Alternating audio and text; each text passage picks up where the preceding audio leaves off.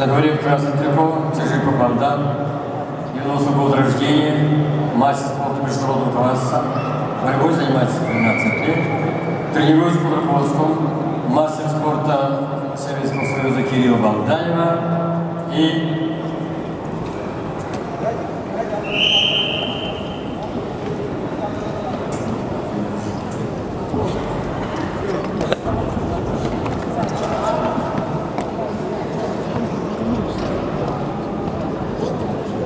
и Дружимаева Батра Батовича.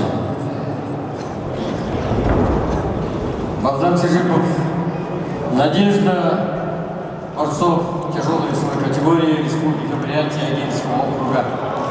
Вот он может почти на душе. Бронзовый медалист чемпионата России 2016 года в городе Каспийск, Дагестан.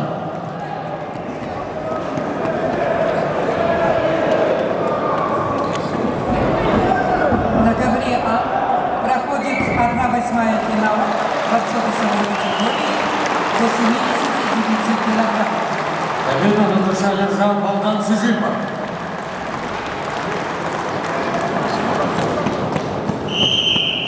Приглашаем